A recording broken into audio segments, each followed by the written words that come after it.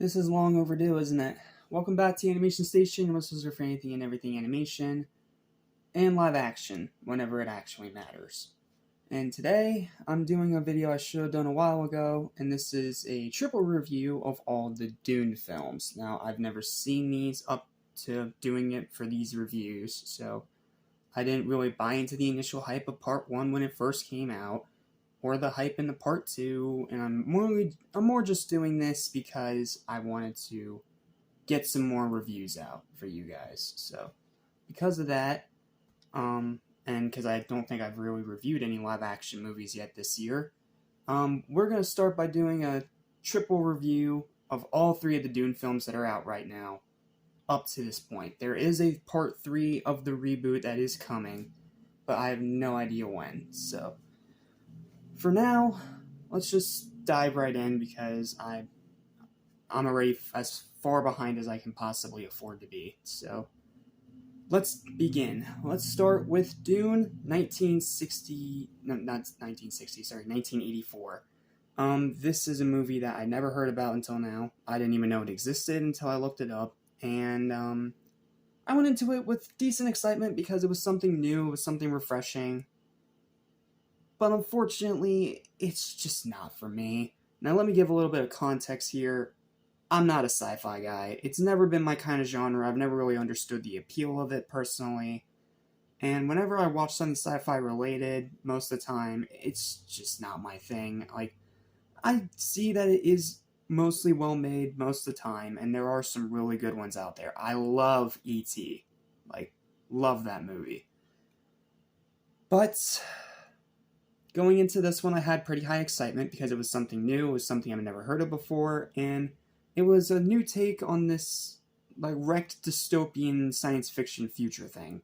So I went into it with moderate excitement and expectations, and I came out pretty disappointed. This movie is a one and done at best and has some severe problems.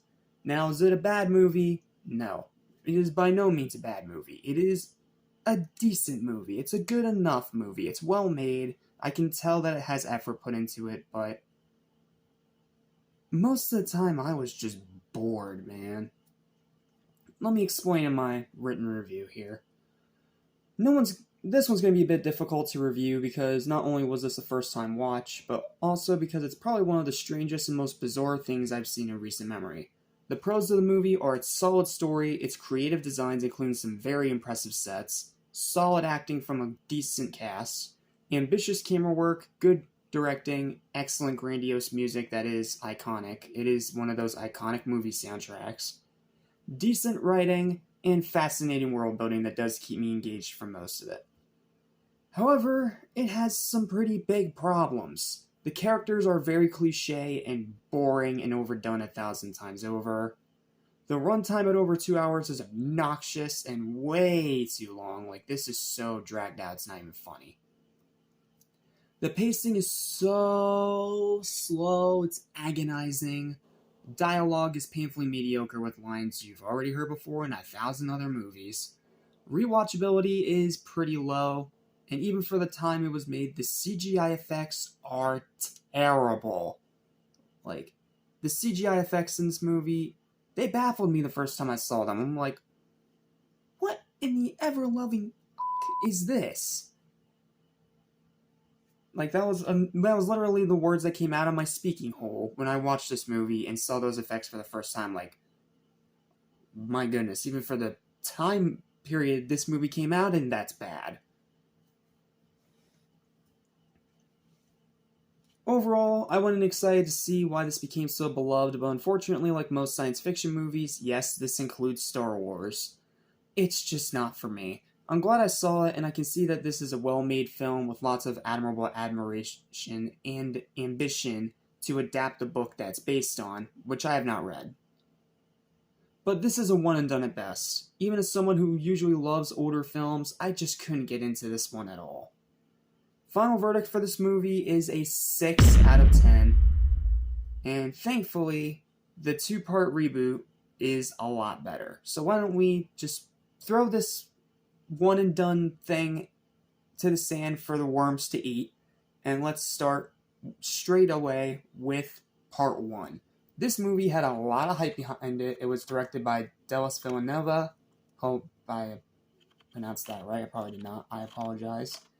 And it had a pretty big stacked cast behind it as well, like Timothée Chalamet, Zendaya, Jason Momoa, Javier Bardem, Ron Perlman, Dave Bautista. Like, there was a lot of people involved in this movie's creation, and just its pure cast and the characters they're assigned to.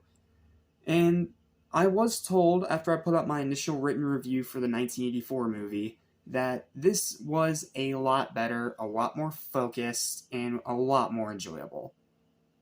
And they were right, because I freaking love this one. Even as someone who's not a huge fan of sci-fi, I dug this one. I dug the mythology that it was building for itself, and it really felt like a more faithful adaptation of the source material. Again, I have not read the source material, so I can't say that with 100% certainty, but it felt more like the source material, like it was actually trying to copy the book almost word for word. So, yeah, I have a lot of praise to throw at this movie, and it pretty much fixed all the problems I had with the 84 movie, but it still has a few little minor things I do need to point out. Definitely glad I listened to you guys on this one, because I legit love this movie, and it's far better than the disappointing Cheese Fest original. That was another problem with the original. It tried to take itself seriously, but it was way too freaking cheesy. The pros, the effects are much better, arguably some of the best CGI in cinema in years. Great acting from a stacked cast, no one feels like they're half-assing it. Many differences from the original to be more distinct and unique. Like, there are more than enough differences between this and the 84 film to make it more than worth your time. Much better characters that are worth getting invested in. They're multi-layered, they're well-acted, and they're genuinely worth getting invested in. It's not like in the 84 film where they all just felt like cliches and stereotypes. Here, they are still stereotypes, but they're third-dimensional, and they all have their own motives and different things that drive them forward. And that's what makes great cinema characters, and how you make them so, well, investing, and how you actually grow to care about them. High stakes and tension that never lets up, like almost this entire movie. It is high stakes and tension for all the characters, and since it is so different from the original 84 film, you have no idea who's going to live and who's going to die. Like, it leaves you on the edge of your seat, as a good movie should. Fantastic storytelling that is leagues better than the 84 movie. It actually takes itself seriously and is not a freaking cheese fest. Outstanding world building that's even better than the original. A more serious tone that doesn't feel forced. Superb action, especially during its big set piece, The Fall of House Atreides, which is leagues better than it was in the original. Excellent directing from Denis Villeneuve. I'm sorry, I don't know how to pronounce your name correctly. Breathtaking cinematography. This is a beautiful film to look at through its colors, its contrasts, its shots, and the camera work. It's all so damn good, and very high rewatchability. That being said, though, it does have some problems. The cons, it's only one half of the story, so it does feel incomplete, which is one thing that really plagues multi-part movies like this. Like, even Deathly Hallows had that same issue. A few lines at times are hit and miss. Like, some work really well and others are just like, Specifically if they're like trying to go for a joke, it doesn't always work, though. I will give it, there was one great line from Jason Momoa that did make me laugh. I can't say what it is because I think it's a spoiler, but it's a really funny line. I'll just put it like that. And it's still very long at 2 hours and 35 minutes. Like, this is still a very long film. It's almost the exact same length as the 84 film, but it's more focused, it's more story-driven, and it's not cheesy while trying to be serious simultaneously, which just results in a confusing mess. Overall, despite its minor flaws, this was a fantastic and refreshing sci-fi film that fully realizes the potential of the source material and delivers an amazing cinematic experience from its start all the way to its cliffhanger. Like, it does what a good first part of a multi-part movie is supposed to do.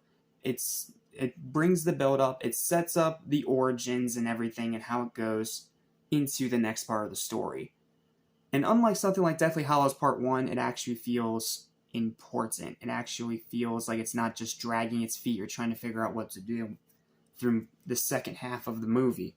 Here, it's focused the entire time with little to no filler or little to no cutaways, which in turn leaves me more invested in the characters and what's going on.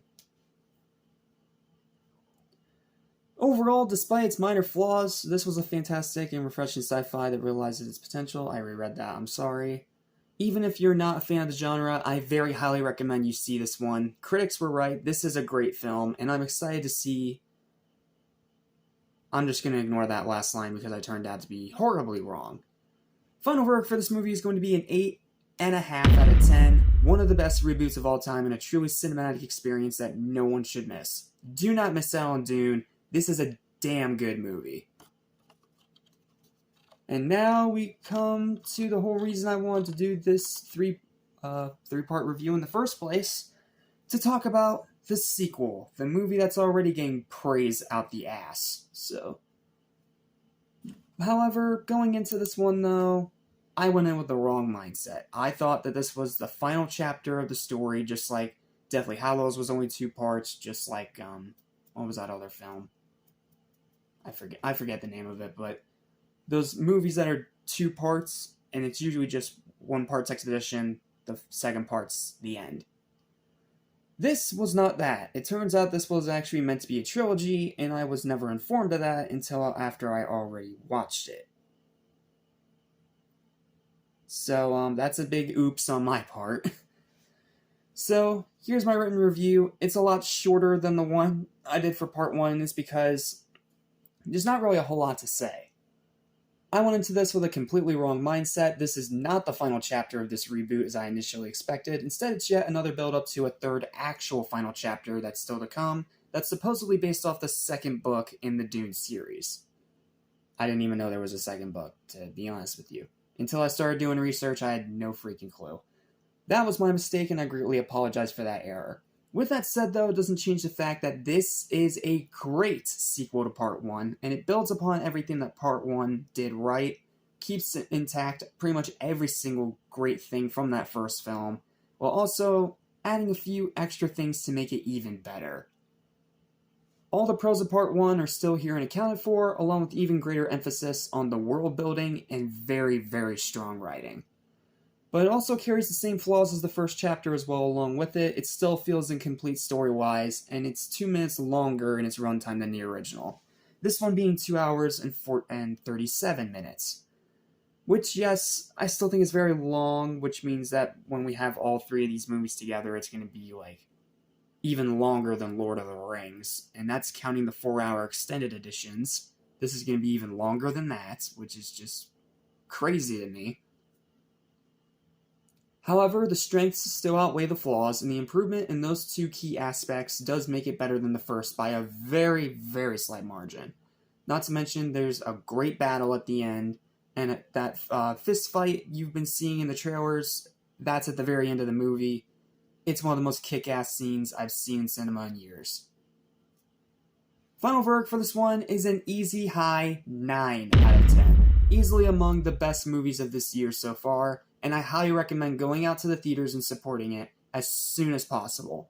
If you need to rewatch Part 1 beforehand, understandable, to have it fresh in your mind, I get that, but as soon as you're done with that, go out to the theaters and check out Part 2. It is absolutely worth seeing. It is a damn good sequel, and I wouldn't be surprised if it's among my top 10 favorite movies of the year. Fantastic film. I'm glad I finally got to watch the first part because of this film coming out and me trying to do more newer reviews rather than just focusing on nostalgic old stuff. So hopefully whenever we get Part 3, it'll finally reach that elusive 10 out of 10 that it has yet to grasp. It's gotten close. These are both great films, but just not quite there yet. And it's because, again, until that third part comes out, this is going to feel like an incomplete story, because it is an incomplete story. But I will say one thing, the cliffhanger of this second movie, not only is it drastically different than what happens in the 84 film, but it's also very shocking. Like, you will not see it coming. It is an incredible cliffhanger to leave us excited for what's to come in part 3. Will part 3 be the end of it? I'm hoping so, but I don't know. Considering the fact that I thought it was going to be just 2 movies and I was already wrong, I mean, what the hell do I know? I'm just a guy on the internet. But yeah, I think that's going to about wrap this up. Thank you guys so much for watching. Please don't forget to like, share, and subscribe for more videos like this almost every single day. And stay tuned because we're not done with reviews yet today because a certain thing came out as well that I forgot to review. And oh boy, it might be one of the worst pieces of crap I've seen in a long time. But thankfully we do get to review the original movie that came out first, so I'll see you next time when we tackle the excellent, underrated MegaMind and its horrible, horrible fucking sequel. Later.